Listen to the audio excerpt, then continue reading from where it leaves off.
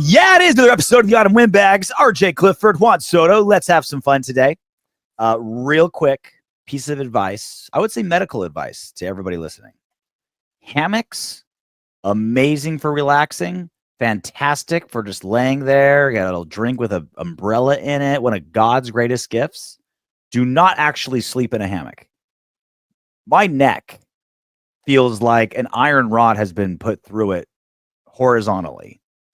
And I haven't been able to back up my truck in 2 days because I slept like a good 3 hours in a hammock. 20-minute nap, you're okay. Lounging, great. Phenomenal. Sleeping, like getting REM sleep, it's a death sentence. Yeah, you got to put a little pillow back there because if not, your head just gets pushed forward from all the tension and it gets a little bit rough. And you're bowed like a boomerang. I'm amazed my lower back's still functional. It's you start losing blood flow to your feet. Oh, God, it's a lounging device only. You fall asleep in that fucker, you might as well be in a wheelchair. Little piece of advice. A little free advice. Time of leisure. Yes, it's a leisure device. No posturepedic bullshit there. So the draft, just a couple weeks away, man. I feel like I want it now. I want it right now. I'm getting excited. I'm at that point where it's you know what? I'm already over the mock drafts. We're not even in the same month as the draft.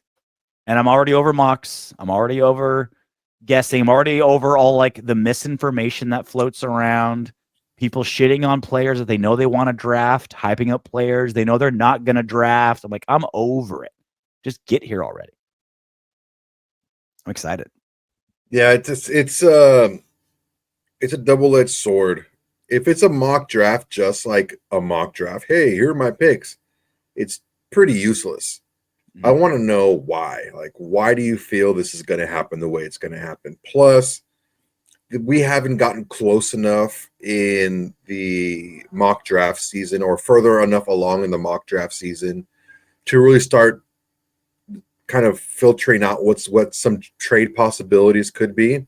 Mm-hmm. So it's it's not going to be anywhere close to what we're looking at. It's weird that this is the first draft in I don't know, I think it was 30 years or something like that every team has a first round pick. Every team kept their first round pick. Yeah. So that's what's happening right now. I doubt it's going to end that way. The Rams will find a way. They're what are we doing with this thing? We got to get rid of it. We got to go. The Rams with the first round pick is I don't know, a college kid with his first 8 ball, it's not lasting. It's not going to make it through the weekend. You're just I got to do it. I got to do it right now. I got to spend this. I got plans. Let's go. I mean, dude, I hate the Rams so much. They don't have a first round pick forever. They finally get one and they fucking hit a home run with Jared Verse. Damn it. They finally don't snort their entire year supply in one night, and it turns out to be the best investment ever. It's they put the 8 ball away for 1 year and they ended up freaking dating the prom queen. You're golly, dude, these guys. It's just take a little bump for a change, Here's a little key, do a little something, dude. Damn. Did you see the Shane Gillis on Saturday Night Live, the second one this season? The couple of beers. Yeah, a couple of beers. That's a good one. Oh, dude, I've watched that 50 times. It's so funny, dude. Oh my God. It's so sweet. I love where we are right now. It's starting to get all this woke nonsense is kind of starting to wear off. And it's just kind of for the people that are hanging on. I feel like Shane Gillis is very much responsible. Oh yeah, I think for sure. He was responsible for Bud Light coming back. Yeah. For sure. He's his style of comedy of just it's just all jokes, bro. I'm just saying, I'm just trying to be funny. Don't take it seriously. I'm a comedian. I'm not in no way comparing myself to Shane Gillis because there's not even close. But I do something similar where you're more of a Dave Chappelle. No, not even that.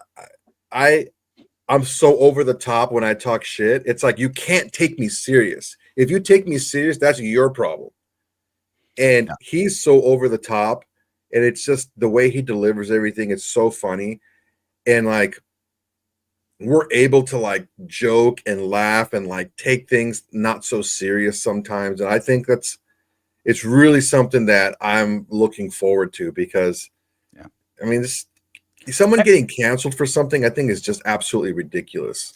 Well, everything comes in waves, right? Like I remember like being when I was a little kid and I was first starting to like see comedy and like comedians, and it was silly. It was always fun. It was like Steve Martin, just like goofy, like we're comedians, we're gonna be funny. And at some point in my like 20s and like in like the 2000s, comedians all thought they were hot takers and they took themselves seriously. They're like, oh, here's my thoughts on politics. Like, I don't. Yeah, Bill Maher did that. Dude, did you see Bill Burr just obliterate Bill Maher? No. Was it good? Oh, God, you got to watch it. There's a YouTube video. It's just like 30 minutes straight of Bill Burr just crapping all over Bill Maher. Is it a highlight of him doing it a whole bunch of times, or is it one sit down of 30 minutes? It's one sit down interview, but he does it the entire interview. Like there can only be one Bill Maher's real full of himself, like he knows something. It's like, dude, you don't know anything. You're a comedian that surrounds himself with a lot of political people, and you have opinions. You don't know anything. You don't know the inner workings of what's going on. You just have strong opinions. Bill Maher, I think, is a wrong example because he is still funny. Like he'll say shit that's like wrong, and he'll take himself seriously, but he's consistently funny about it. No, like Bill Burr wasn't talking about him funny. Bill Burr was talking about him being a little bit more like self-important. Like you're not this guy because you hang around a lot of people that are in politics. You're not in politics. You don't really you have an opinion, but you're not. And he didn't talk about him not being funny. He's like, oh, so you're a general now. So tell me what you would do. How would you end this war then? Since you know so much. Like he just killed him every. It was awesome, dude. It was hilarious. Yeah. There's no better example of the transformation than Joe Rogan going from literally endorsing Bernie Sanders to endorsing Donald Trump. Like the fucking pendulum zoom, has gone all the way over. I almost feel very similar. Like, dude, I feel like I still am the same guy. It's just like the party's just kind of like bizarro world flipped on me. Yeah. You know, like, wait a second. What are we not doing now? I've been so like that anymore. I've been so disgusted with politics the last 15 years. Like I went through my actual Facebook, like, you know, like you go through your Facebook, like bio, like your profile. I hadn't done that in 15 years. I was like trying to find like something. I forgot why I was doing it. And I went, like, you know how I used to list like religion, status, politics was one of them. And I literally put opposite of whatever yours is. Like 15 years ago. I'm like, hasn't changed. It's still the same. Sounds good. Whatever your politics are, they're wrong because everyone's politics. What do you like? Yeah, I don't like that. Yeah, that's you got it wrong. You're stupid. That's overrated. Anyway, no laughing matter will be the draft coming up in April. Green Bay. What a weird place to have a draft. You gonna go? We got offered tickets. I'm gonna be in Kansas City. The UFC's in Kansas City that weekend. So I'm literally gonna be in most enemy territory the weekend of what should be a nice weekend for the Raiders. I don't know. I don't want to waste my miles going to Green Bay. Get some cheese and beer. I really don't think that the draft is like an event that you can go to and enjoy it more than you would on TV. It's not like it's a game or anything like that. 99% of NFL events are enjoyed better on your couch watching on television. It literally has to be like when I just happened to stumble on the Raiders Chargers game, the Thursday night game where we put up 63 2 seasons. Like it has to be literally the best case scenario. I got tickets for free as soon as I landed on Thursday. Suite. I got the suite, right? It was a seafood tower, surf and turf, field pass, and it was like one of the greatest historical games ever. Like it literally requires everything to line up perfectly to have it not be more enjoyable at home. Draft is best example. Yeah, because it's mostly just sitting around. You don't get to hear like the analysis, really. Mm-hmm. Shut up. You don't get to hear the analysis that like really makes the draft.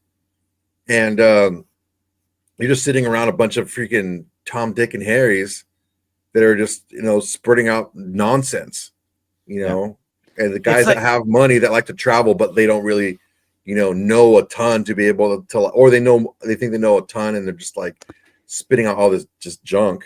it's like watching the New Year's ball drop in Times Square. Like you do it once to say you did it, right? Like you experienced it and you're like, I'm never going to do that again. Like that wasn't fun. Like, why would I ever do that again? It's like, all right, I went to the draft. I experienced it. It's locked in my memory forever. I can say I did it. And then now I'm going to be on my ass on my 70-inch television like a normal person. People don't understand that, like, once the ball drops, you have like 35 minutes to like vacate. They just freaking go out there and they just sweep the streets. And it's not like you're going to like go to a bar or like hit on chicks. The or bars like are full already. You're not going to get it like anywhere. You're just like ass my cousin to dick Liz lived in New York. Through. Yeah, she lived in New York for years, and she was working on she does a special effects on like TV shows and some movies. And she was living in New York for a long time because they used to do a lot of filming in Toronto. And she said that the first time she's like, I'm never doing this again. The ball drop is like there's so many people there and you can't hear, and it's like you're just sitting there and it's just you're freezing and you're just waiting for that stupid ball to drop. Once the ball drops, like it looks great on camera, like all these confetti. The confetti is like around where the camera is. Everyone else is just in the back freezing. It's like taking a shower with a chick. Like she's in there with her hair, like, and you're in the back, like doing that.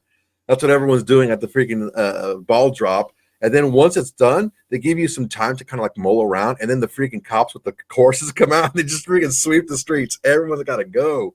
You can't get in. You can't get anywhere because everyone's already packed with people. So it's like you have to go home. You do it once to say you did it. And then, so we won't be going. Well, maybe you will. I won't be going to the draft. But I've been thinking, there's so much debate, and I keep getting in these arguments with people about drafting need versus best player available.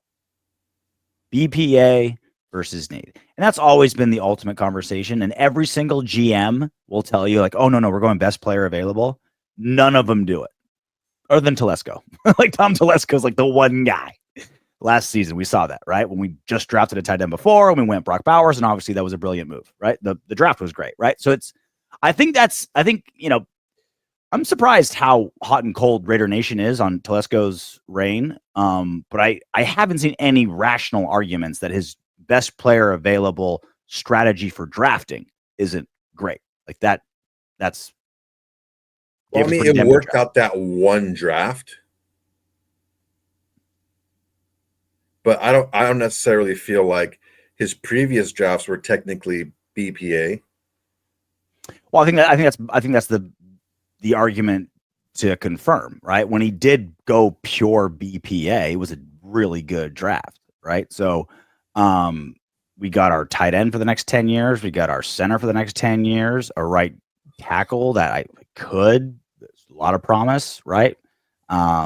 Couple other guys that we'll see as time goes on, and that's why I wanted to have this discussion for a couple reasons. For one, this particular draft, a couple things line up beautifully. Need versus BPA. We desperately need running backs. Arguably the worst running back room in football last season. This might be the deepest running back draft of the last 30 years. You could get like a Pro Bowl running back in round 3. You could get a starting running back in round 5. There might be 30 something drafted running backs in this draft. Probably close to that, close to 30. Like it's like I've been saying for a month. I think the Raiders draft 2 running backs. I think you got McCormick, you got why am I blanking who we just signed? Zeus, we have Mostert, McCormick, and 2 rookies, and you throw them all in there, let them work it out. And Zeus is technically still in the mix, right? And either Chip has Laubie's there still. Laubie's still there, right? Chip either has like a running back by committee strategy, or he's like, all right, this is my starter, and these are my 2 backups. You guys can kick rocks, or we'll do something interesting for what packages, like whatever, right? You just throw all those bodies into the running back room and let it sort itself out, right? We got a draft that allow us to do that. Same thing with interior O-line.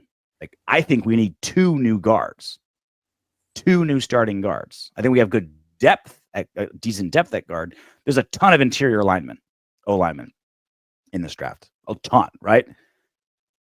On the flip side, there's a lot of really, really good defensive ends and tight ends in this draft. That's the 2 deepest positions we have, right? So if there's a killer tight end that drops all the way to us in round 3, do we do that with Brock and Mayer and we just signed another one?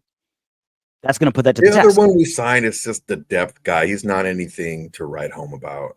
Depth guy. But my point being, and we have a first rounder, a second rounder on still way, like obviously very early on their rookie deals. Do we truly go BPA and say this tight end we think's a franchise changer? We're going, or we're like, nah, let's go with a wide receiver that we desperately need. This is a good draft to see that there are enough holes in our roster where BPA will probably fill a hole. You know what I mean? Like, there's just so many holes in our roster. You know, like linebacker, corner, interior O-line, wide receiver, running back. Like, there's going to be really good guy. Like, there's so many holes in the roster and so little depth in the roster that you can go BPA and, you know, and depth at the same time because there's just so many holes. But there are a couple exceptions. Again, tight end, defensive end, things like that. I still think if there's a defensive end out there that just dropped for whatever reason, you still take them. It's a premium position, top 5 position. The top 5 highest paid positions are the guys that you really need to get. I'm of the opinion that BPA is good if the guy is a great player, like Brock Bowers was a great player. He was like a generational type player, like the best prospect to ever come out, the most highly decorated tight end ever of all. Okay, that's different than getting a really good tight end. Yeah, it's different. I think there's 4 great college players, and I understand that Hall of Famers could come from HBCU schools. I get it, but the chances are to be a great player in the pros, you probably would have been a great player in college as well. 4 great players that are in the draft are Travis Hunter, Abdul Carter, Mason Graham, and Ashton Jeanty. Those are the 4. Shut up. He's yelling because he wants me to put Ted McMillan in there too. No, there's 4. That's it. Those are the players that were great players, not flashes in the pan or anything. Great players in college. Those are the 4 great players.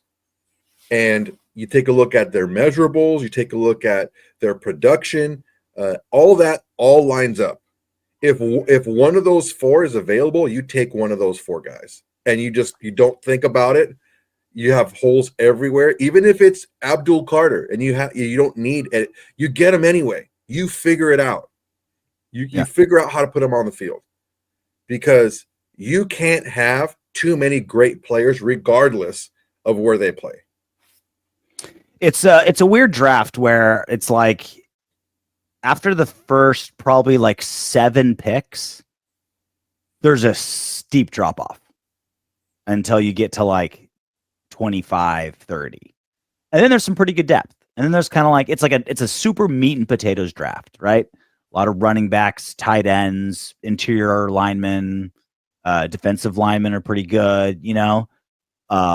Running back or quarterback, it sucks. Wide receiver, it sucks. Corner's pretty light. Like the sexy positions, other than defensive end, not a lot of good stuff there, right?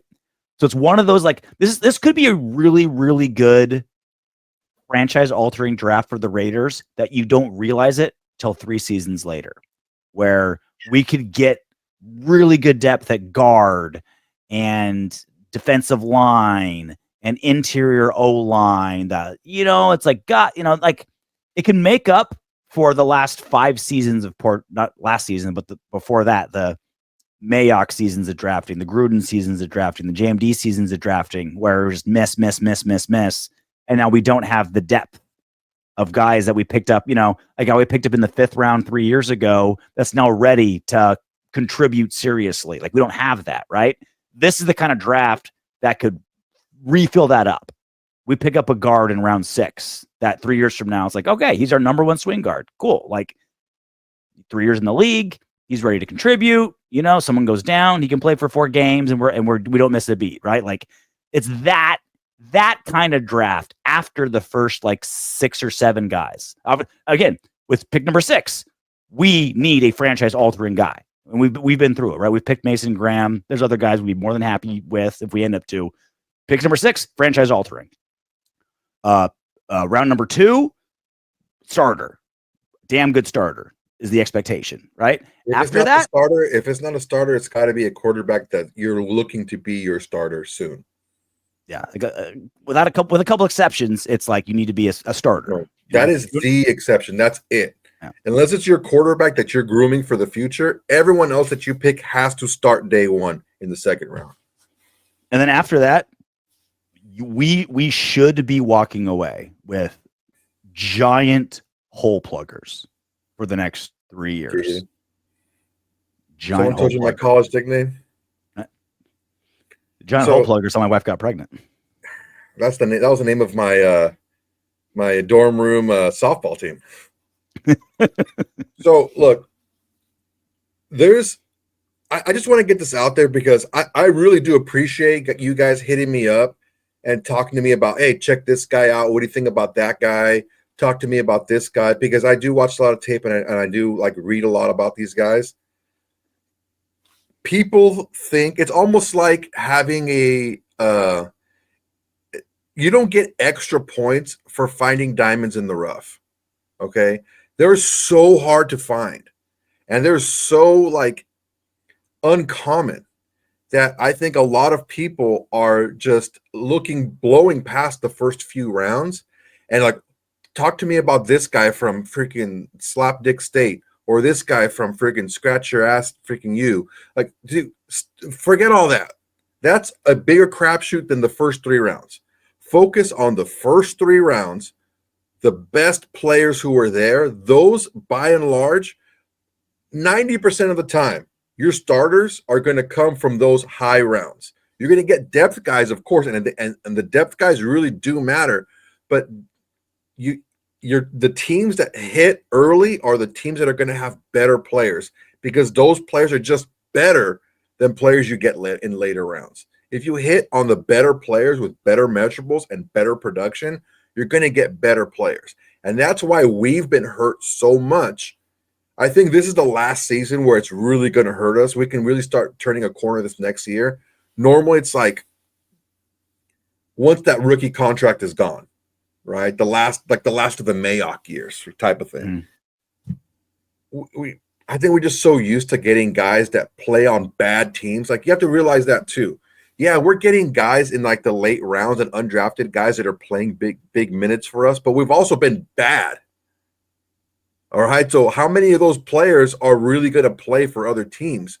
You know, not many of them. So we got to just focus on getting the first few rounds right. We do days 1 and 2 right. Day 3 will be a lot easier. So it just seems everyone's like, oh, we should look at this guy from this. This and that. Who cares? That's all just a big old freaking circle jerk. That's what content creators and that's what guys on mainstream media want to feed you so you could be in the know. You could be one of those guys that knows this guy. I picked that guy out from freaking this state from 7th round draft. I was on that guy. Who cares? Who cares? Because when you're wrong 99% of the time, no one's going to know. So focus on the big guns because those are the guys that are going to make the difference. Yeah, I mean, there's you still like the Raiders aren't doing their job if their giant army of scouts isn't figuring out who they're going to pick, in the 7th round and at least have like a strategy for it. But your point's 100% there. It's getting it right early with the big picks. It's the early picks are a sniper, the late picks are a shotgun.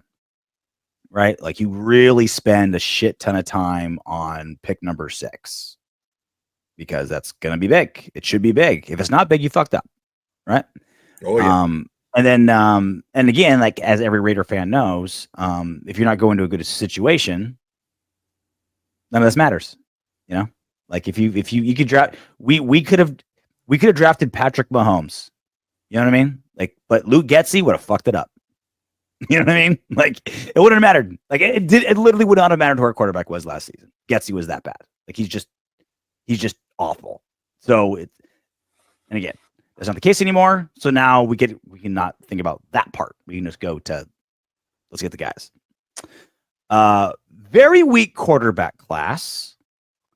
And I've always believed, like, as quarterbacks go, so go the draft. I still firmly believe there'll be multiple quarterbacks drafted in the first round. I think there'll be 3. I think last year was the best example. Like, oh,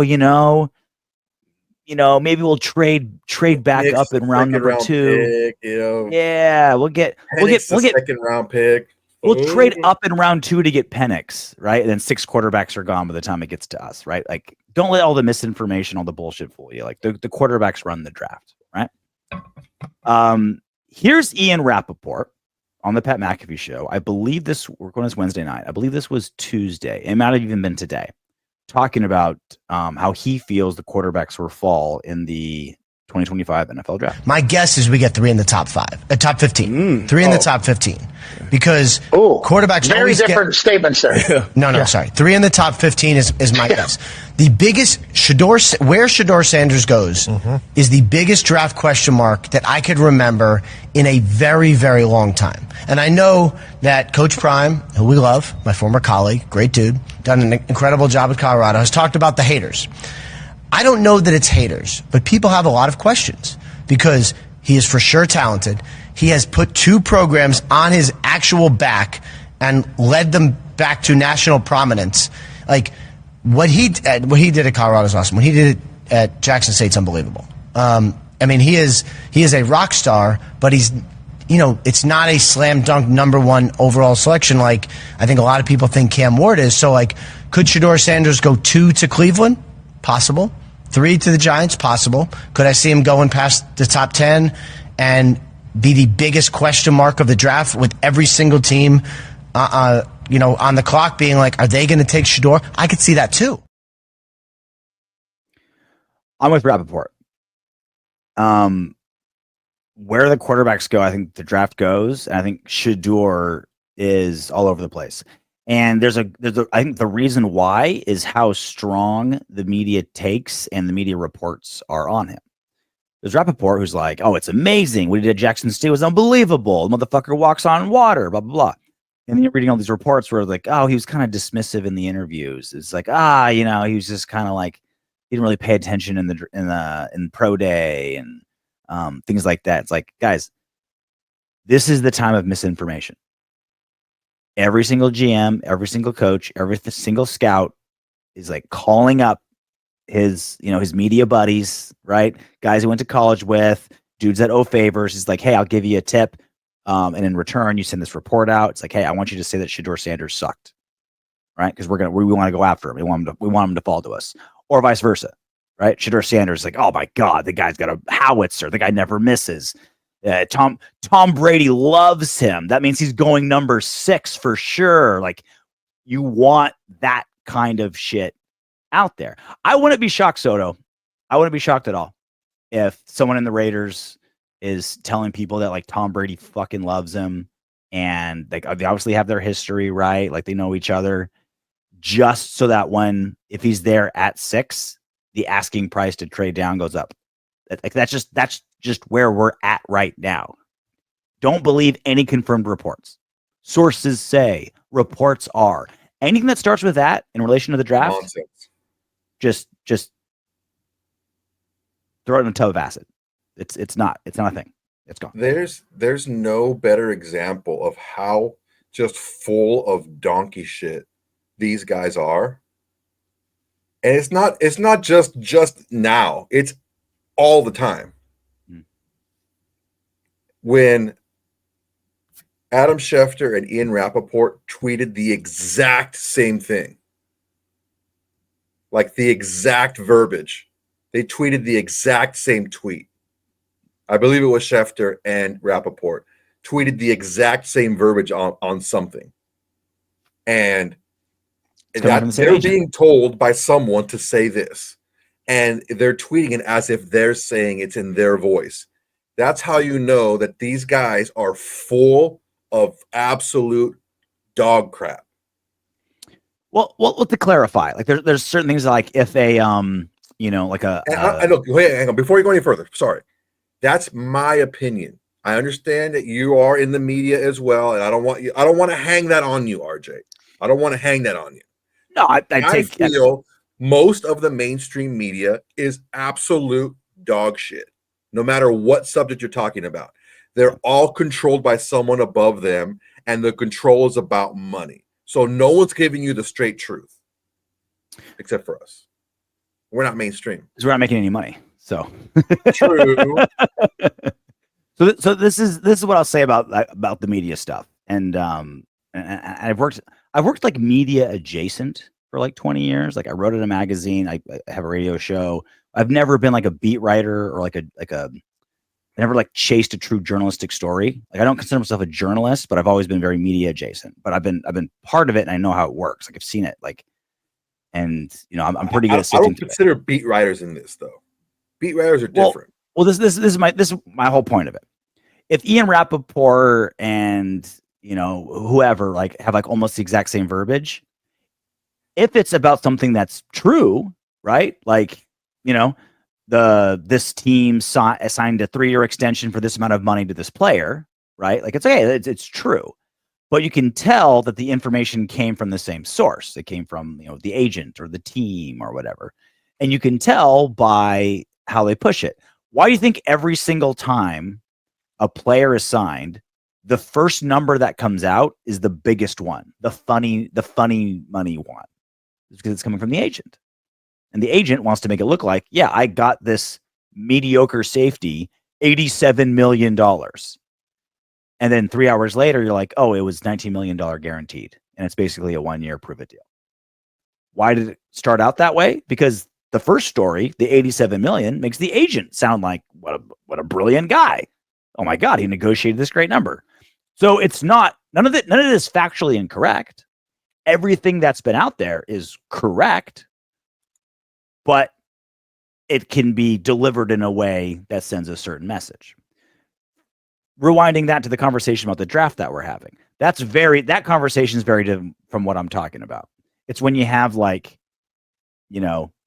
NFL takes at NFL takes on Twitter. That's like miscellaneous. And like reports are Jackson Dart's going number 1 overall.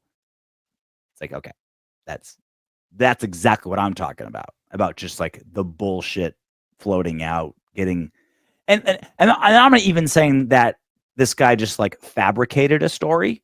I'm saying a scout for a team that has a connection is like, I want this out there. Can you tweet it? That's more what I'm talking about than, Rappaport, tweeting, reporting a story of what he thinks this signing is going to be. Yeah, I'm very like skeptical of a lot of things. And when 2 different guys tweet literally the exact same thing, it's like, all right, it's coming from the exact same source. Yeah, it's like it's not the exact. It's the exact same source saying tweet this. Mm-hmm. Like it's not like, oh, here's the story, do with it with what you will. It's tweet this that I'm sending you. Yeah, and it's just like, come on, guys, it's nonsense, dude. It's so so back to the quarterbacks. Cam Ward number 1 overall. Can we say that with pretty certainty? Yeah, decent amount of certainty. Tennessee's going to take him. Left to be. Oh no, I wouldn't say that. Yeah. I wouldn't say. I say it remains to be seen who takes him at 1. I think he will be number 1, but who takes him? On my trade. Okay, so number 1. Shedeur. I'm completely. I don't think Rappaport's bullshitting at all when he says I don't think anyone really truly knows where Shedeur's going to go. I do believe he'll be gone by the time he gets to us. I think in the top 5, he'll go. And then Jackson Dart's. Well, my thought on that is this, and this is why, like, kind of what you were talking about, as far as the movement goes. If he does get past 3, for whatever reason, Giants just signed 2, bad veteran quarterbacks, and they want to go with one of those guys, and Cleveland doesn't get them, but for whatever reason, the next quarterback needy team would be probably the Jets at 7. Mm-hmm. They have Justin Fields, but I mean, if you're going to go into the season with Justin Fields, like you're going to and you feel good about that, I mean, the Jets deserve all the ridicule that they get. If they're going to be like, yeah, we're really freaking good on Justin Fields. Mm-hmm. So they're probably the next urgent need team. And a lot of teams are going to notice that. And they're going to be like, okay, well, who's the team in front of them? Just so happens to be us. Mm-hmm. So if Shedeur Sanders falls to us, the phone is going to be ringing off the hook to get in front of the Jets because they're the next most viable option to take Shedeur at 7. So we'll see. I think one of the best case scenarios is the Jets trading up with us. And we don't have to go back one spot. That'd be sweet. But I mean, other possibilities. There's the Saints at, I believe they're at 9 or something like that. The Saints are at 9. Who else? Pull up the draft board. Roger pulling. Just make it a nice, easy. Oh, God damn you, NFL.com. Just make it easy. Go to Tankathon. Tankathon's easy. Yeah, that was my second pick. Okay, here we go. Tennessee, Cleveland, Giants, New England, Jacksonville, Raiders. 9 is the next viable one at New Orleans. Yeah, 9. I mean, Dallas-ish, maybe. I'll tell you something right now, dude. That hamstring, tearing your hamstring off the bone, that's what derailed Ken Griffey Jr.'s career. He was never the same after. When you tear a hamstring that bad, you're never the same. Dak was already hampered after he broke his ankle. He wasn't the same runner. Now after this hamstring injury, I wouldn't be surprised if Dallas was trying to move up. Something about the term tearing a hamstring off the bone just sounds delicious. Like it makes it sound like brisket. It's like, oh, it's just like falling off the bone injury. Put a little barbecue sauce on there, a little dry rub. Let it sit for 8 hours in the smoker. I went and got some menudo. It's just this spot. I was like, oh, they have menudo here. I'm gonna order some menudo. And the guy in the front was like, I could tell he was new. He's like, do you want like a foot and like I'm like, yeah, dude, everything. The freaking ass, the freaking snout, whatever you got, throw it in there. I'll eat it all. Give me his childhood fears. I want everything. I'll eat everything, dude. Hell yeah, I eat a pig's fucking shit. It's just delicious. But yeah, I wouldn't be surprised if the Saints did everything they could because they don't have money, dude. The Saints just don't have money. They need to fill these positions for cheap. And I mean, it doesn't seem, and I think I've been pretty confidently saying it doesn't seem like Derek Carr is going to be in their future long term. The second they can get out of it relatively cheaply, they're going to get out of his contract. So that's a pretty big possibility. And there's some other teams too, like there's the Rams. They could possibly want to trade up, and there's other guys that possibly want to trade up. That's going to take a ton to get to 6, but I've been saying for 3 seasons the Saints are going to need a complete reset, tear down, and they don't. They're just like Band-Aid, Band-Aid, Band-Aid, Band-Aid, Band-Aid, Band-Aid, Band-Aid, Band-Aid, Band-Aid. Like, all right, at some point they're going to have to, but it's like just pure triage. Like you're not actually getting healthy. You're just wrapping bandages around it. So more importantly, how does this affect the Raiders? We have been preaching, dare I say, even lecturing, Soto. Sometimes I even get sick of us lecturing about developing quarterbacks, how important it is, how crucial it is. It cost us potentially a playoff win in 2016. We didn't do it during the entire Carr run. That we never developed a quarterback behind him. They just like, it was like, all right, yeah, we're just gonna do this. And it's like Matt McGloin, fucking whatever, right? Like, just haven't done it. And now with the rookie deals with it, they are, and the value of a quarterback, it's even more important that you just constantly invest and reinvest in quarterback. And if you end up with a quarterback that you pick in round, 2 or 3 that starts for 6 games and looks amazing, and you still want to stick with your starter, awesome. Now you've got a trade piece that could go for 2 firsts. Like, that's what starting caliber quarterbacks go for, right? Like, it is just smart to constantly invest. Even if you miss 2 out of 3 times, the 1 and 3, it makes it worth it, right? It's just scratching those lottery tickets, right? Spending those $2 every time, because you only got to hit 1 for 10 grand. And you're set for the next 15 years. Or if you hit 1 for $500, you trade it for 1,000. Like, you just keep doing it. So now we got to put our money where our mouth is, Soto, right? We should pick a quarterback this draft.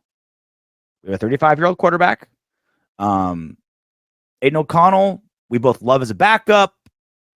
I'm a little more optimistic that there's potential for his ceiling to be higher than you, but we don't have to have that fight now. We both agree that's likely not the case. He's probably who he is. What he is right now is probably who he's going to be for the rest of his career, which is a guy where starter goes down, he misses 4 games. I'm confident Aiden could make sure we're okay. Like, he can step in for 4 games and he can play okay in 2 of those 4 and fall on his face in the other 2. Season's not lost, right? Season's not lost, right? That type of thing.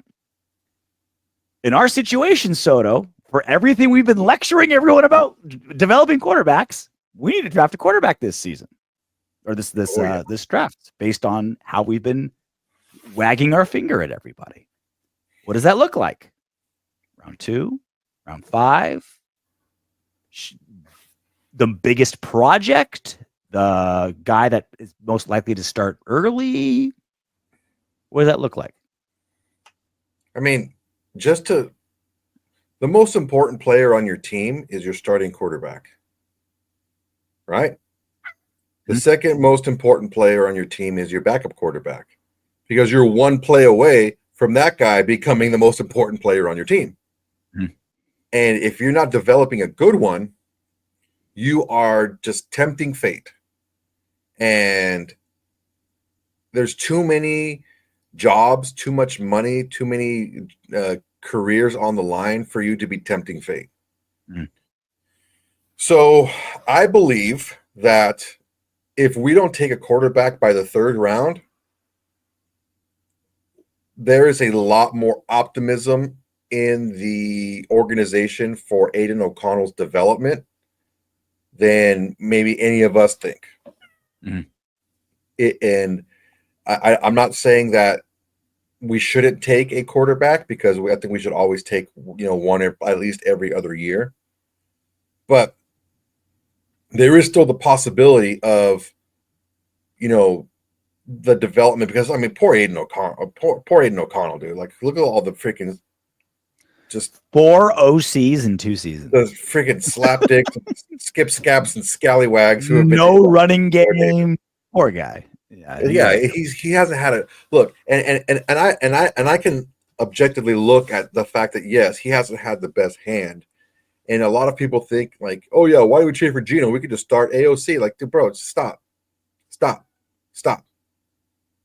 He hasn't shown anything to anyone that to say that he can be a consistent top level starter in this league. Two things can be true at the same time. He's been dealt a fucking terrible hand. The bullshit he's gone through, Josh McDaniels, Luke Getsy, no run game, O-line that's underwhelming. Your star Devontae wants to leave. Like, he's been dealt a shit hand. And also, he hasn't shown elite traits to be a quarterback where like that guy can take us to the Super Bowl. Both things can be true at the same time. Let me put it to you this way. There's a big difference between the raw deal that Aiden O'Connell was given and the raw deal that Malcolm Koonce was given. All right? Both of them had less than ideal situations. Both of them had players playing in front of them that they were better than, right? He was better than Jimmy G. He proved to be better than Gardner Minshew, and they just were given more money. That's why he was in the background. Same thing with Malcolm Kuntz. He was better than Carl Nassib. He was better than Cleveland Farrell. He was better than Chandler Jones. He was better than Tyree Wilson. But those guys were given more money, or they were drafted very high. So he wasn't given consistent snaps. When he was given consistent snaps, he played at an all-pro level. He had 6 sacks and like 9 tackles for loss in 7 games to end the 23 season. So it's like he forced 2 fumbles. Like, dude, this guy was a monster when he was giving when AP took over, or no, it was 7 sacks and like 11 tackles for loss in 9 games. I think that's what he got, 9 games. Mm. So you're looking at that and you're like, okay, when he was given the opportunity, he balled out. When AOC has been given the opportunity, he's had good games, but then he's also had some really bad ones too. So it wasn't like he was like no doubt that he was going to be our starter. I think Malcolm Kuntz left no doubt that he's going to be the starter opposite of Maxx Crosby when given the opportunity to do so. That's the big difference that I see. And that's what I think that a lot of people are missing is that, yeah, he's started a lot of games. And the fact that people were so hot and cold on him goes to show you that he had enough time to show where he could be. So that's a good point, right? What does this new regime think of Aiden? And they're going to have to make the decision based purely on tape. Like they're not going to get any like off-season work with him or anything before the draft. So it's just going to be purely based on tape and what players say, and what whatever coaches are left over from the last couple of seasons say. So they're gonna have to make that a judgment with not knowing as much, but they're obviously going to know less about this next quarterback class, with the exception of one guy, and he's I think the shining north star on what this regime will think about drafting quarterbacks, and that's obviously Will Howard, because Chip Kelly will know him better than maybe any other human being on earth. Right? Because obviously Will Howard was at Ohio State when Chip Kelly was there.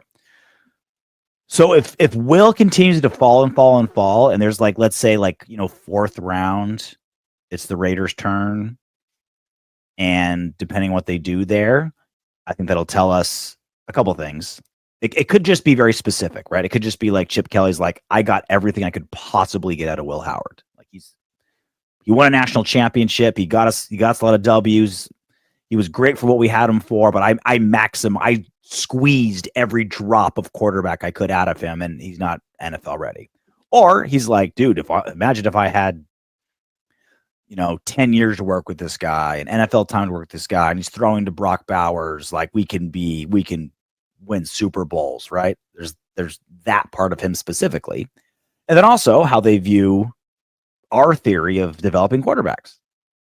I think it all kind of falls around Will Howard in a couple respects, but maybe they fall in love with Jalen Milroe or Quinn Ewers or Dylan Gabriel or whatever. But long story short, I do want to see this new regime understand the economics of football in 2025 and beyond. And quarterbacks are fucking gold. They are gold. They are overvalued by everybody, which means they're not overvalued. Your value is whatever everyone says it is, So you keep hitting that refresh button at quarterback. And this is actually a really good draft for that type of thing. Getting a 4th round quarterback, there's guys that like, I'd love that guy in round 4. It's that kind of draft. Yeah, there's a Will Howard's, a Kyle McCord's, like there's a bunch of guys out there. When we say that it's like a bad running back, or excuse me, a bad wide receiver class and a bad quarterback class, it doesn't mean that there's bad quarterbacks. It means there's not those elite day one starter type players. There's not a bunch of them. Yeah, it's so there's Pamela Anderson drafts that are heavy on top, and there's Jennifer Lopez drafts that are heavy down bottom. This is heavier down the bottom because there's 2 guys that are probably going to start, if not day one, fairly quickly, but there is a ton of guys behind them. This draft behind the elite guys, like the second tier, is loaded. There's a lot. You can get a guy in the 2nd round or a guy in the 4th round, quarterback wise, is pretty much part of the same guy. Mm-hmm. I heard a lot of good things about Kyle McCord too. So there's a lot of guys we can get, and I think that the hype on Will Howard is just that. I think that it's a really good point about squeezing all you can out of a guy, because when Will Howard gets to the NFL, he's not going to have 2 of the top 5 wide receivers and 2 of the top 5 running backs in the NFL on his team. Yeah.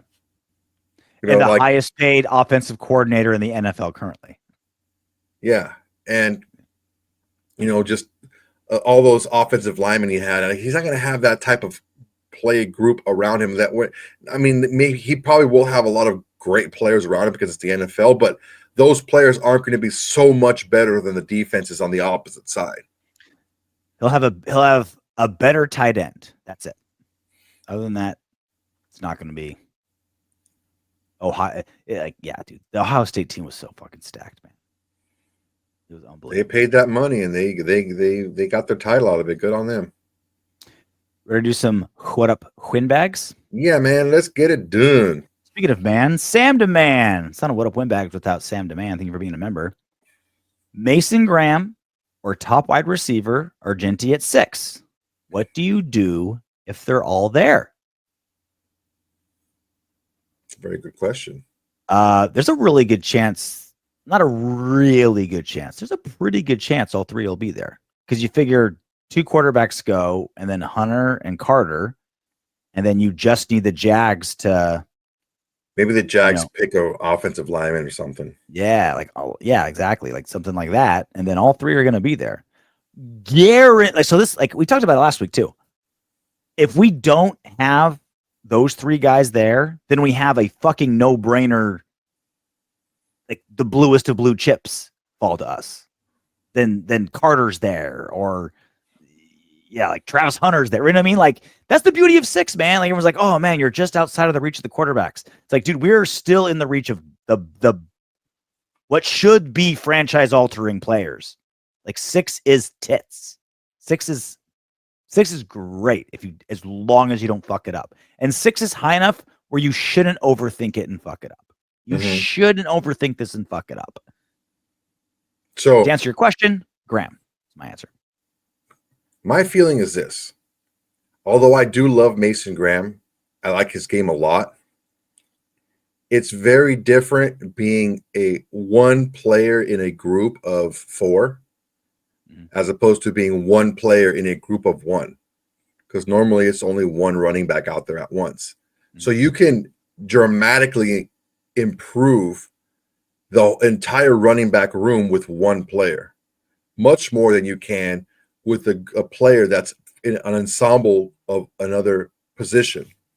Also,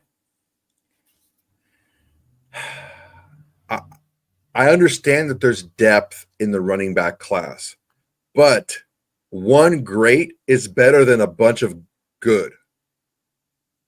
That greatness, you need to have that. And as far as the running back position goes, or even players in general, there's only one guy in the running back class that has the potential, or that has the highest or realistic potential to be a great running back in the NFL. And that's Ashton Jeanty. Hands down. You could argue it all you want, but you'll be wrong. Jeanty is the most realistic by a super wide margin running back to be great out of this running back class, as good as they are.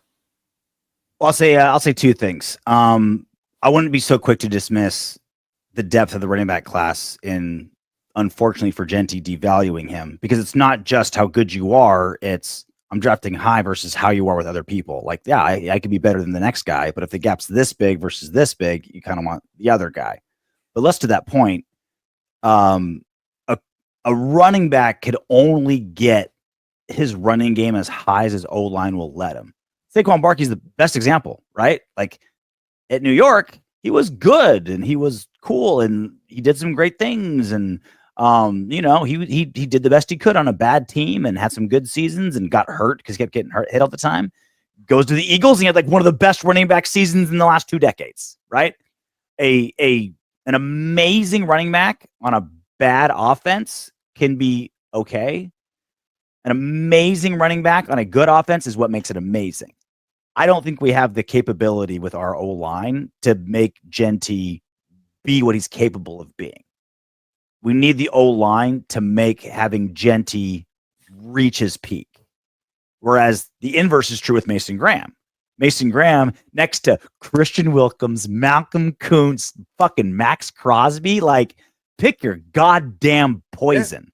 It's right. You know what I'm saying? Like it's the inverse problem. Like Jeanty's going to hit a low ceiling because of our O-line, while Mason Graham's going to be limitless because of our D-line. Well, let me use an argument that you like to use against you. No, we are more than one player away from having a great running attack, but you still want to get great players for your running attack because you still aren't going to address that in the future. So I'm thinking to myself, what is the best player that will make the most impact on the team?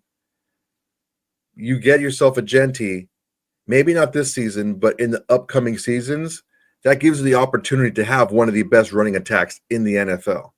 I do agree, because I also don't mind, because I'm greedy. I don't mind making a good position group great. Mm-hmm. And Graham would make a very good defensive line great. But maybe the best in football. Maybe you can make the case. You could definitely make the case. You have to ask yourself this: how good is Ashton Jeanty with a running back class as deep, as good and deep as this one, that he is still head and above everybody else? How good is he? If he is that much better than everyone else on a deep running back class. Good and deep is also how my wife got pregnant. That was a softball team in my church league, actually. Church league. Wow. Yeah, good and deep. Yeah. Good and deep. You can soak when you do that. You're not going to hear me talk shit on Jeanty and what he's capable of. Like he's amazing, right? Like I wouldn't hate him being on the team. But again, I think it's just, it's value to me about you're getting a guy. I just feel like we are imposing a ceiling on Jeanty where we're doing the opposite with Mason Graham. And also there's just so many other good guys in the draft that running back. So there's also a lot of defensive line too. Maybe there's some good ones too. Yeah. It's a lot. It's good. I mean, if I wouldn't take a receiver if both of those guys are available. No. I wouldn't do that. I think T-Mac 2 is getting very boosted by a weak wide receiver class. I think because he's number one in a weak class, he's getting really, really boosted, which, it goes back to our first conversation. Need versus best player available. If we don't sign a wide receiver this free agency and we don't draft T-Mac, we are shit out of luck with wide receiver one. And don't give me this like, well, Brock Bowers is going to be best receiver. No. Brock Bowers is what he is. But to run an offense, you need an X. You need a true number one receiver. Not the number one targets, not the best pass catcher. That will be Brock Bowers. You need an X to have everything. Just go ahead and sign freaking Amari Cooper and just be done with it. I want to dig. What are we messing around for? I want to digs. Morton Bartholomew, 7552. You guys should be doing a draft grading for the Raiders the last 5 years against our different general managers versus the consensus board. Maybe do one for the rest of the NFL for the first round. Anyway, sometimes I think the average Joe is better at picking players. We did a whole 1 hour video. Half of it was free agents, but the other half was the Raiders through, and it was just the Gruden Mayock, right? It was just Gruden Mayock, right? Just Gruden Mayock. There are 3 or 4 drafts. That was just it. About who they drafted versus who was on the board versus how that guy played out versus all of that. We did that. And it was painful, and we're never going to do it again. Let alone incorporating math into it, where it's like rate them against general managers versus the consensus board. Like that's far too fucking depressing. It was so tough, dude. That was sad. I was like physically affected after doing that video. We had to limit, and that was just the draft. The other half of it was free agents during that. We had to limit it to the top 10. We had to limit it to just the top 10. And it was like, God damn, $700 million in cap just jizzed onto the wall. Diarrhea down the drain. Ken Kress, 3665. Wow, I thought the trade for Geno sucked. All the hype made me think he's worth it. Now you guys make me think he sucks again. What the fuck? So last week we did a good chunk of the show on Geno Smith in the red zone. And the premise was like, we've been hyping up Geno as like very underrated. Again, like because I went through, I feel like I was exactly one of everybody. When we signed Geno, I'm just like, dude, the guy that sucked at the Jets, like, whatever, like this isn't going to work. And then I watched the tape, and then I saw how bad the Seahawks run game was. I saw how bad the Seahawks O-line was. And I'd followed him casually as a football fan, and then I dove into him as like, oh, he's my quarterback now. Let me get balls deep into who he was. And you're like, shit, this guy's been swimming laps with a 50-pound weight vest and still like keeping up with everybody. You're like, holy shit, this guy's pretty good. And because you remember Soto, because we've been like, giving him a verbal hand job so much, it's like, okay, let's be objective here. What does he need to work on this offseason? What's been his biggest problem, and what does he need to work on? And it's been the red zone, right? He's thrown a lot of picks. He's had a lot of fumbles. He hasn't been great. And even when we did that, Soto, we're like, this is all super fixable. This is all a new problem. This has been a one-season issue for Geno Smith. And again, all the same, not excuses, but reasons. No run game, bad line, the worst quick pressure rate in all of football. Nothing he can control. Not a thing he has any control over. And yeah, like, does he force it sometimes? Does he try to play hero ball when he shouldn't? Sometimes he's need to like, hey, just take the field goal, man. Like, it's a tie game in the fourth quarter. Take the field goal. That's a smart choice. Like, yes, he does need to work on that. But I feel like even when we try to address the biggest need, we were still pretty positive overall. I mean, yeah, I think we did a good job of giving you the why, not just the what. So we were able to tell the story of this is why these things are important. This is why being with Pete Carroll is important. This is why having a good run game is important. So having those struggles and outlining Geno Smith's struggles in the red zone as a 1 year isolated thing because of these mitigating factors, I think should have put people at ease with Geno Smith, not the other way around. King Kress is just greedy. He wants excellence. You know what? That's what we like on our Windbags. We want excellence. Like us when we do shows. That's it for us. Hope you guys enjoyed. When you guys listen to this, I'll probably be on a plane to Mexico City. Weird thing about Mexico City, no carne asada. Everything's pastor. Like in Southern California, Tijuana, like Northwest Mexico, and like everything's carne asada, right? I think Mexican food, carne asada, not a thing. Mexico City, it's all pastor. Like a different world. Carnitas. Yeah. Chorizo's in there, right? Noodle, like they do a lot of stuff. It's rare. You don't really find carne asada.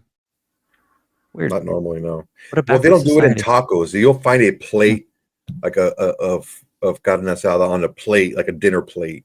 Yeah. You don't have really a lot of tacos. And not as many Crunchwrap Supremes in Mexico City either. I was also very shocked by that. No chalupas. No chalupas. No chilitos. No chilitos. Shocking. So good, dude. Dude, people shit on Taco Bell and Del Taco. Like, it doesn't have to be Mexican food to be delicious. That shit's fucking delicious. It's not Mexican food. Man, but it could be delicious. We were in school, like in college and stuff. That came in so clutch. Dude, you could get full in high school. We were in high school, like, 90s, early 2000s. Like, you could get a full growing teenage boy, football player after practice, haven't eaten in 7 hours. You could get full at Del Taco for $5. Oh yeah.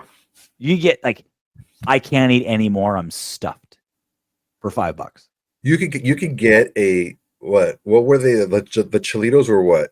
89 cents. 89 cents. 89 cents the Chilitos. 59 cents for the crunchy tacos. And they were like the regular tacos, not the snack tacos, the bigger regular tacos.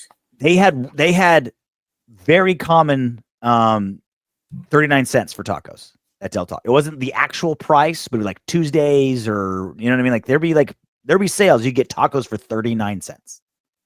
Or you get like 3 for $1 on some days. Dude, trust me, I was a dollar millionaire.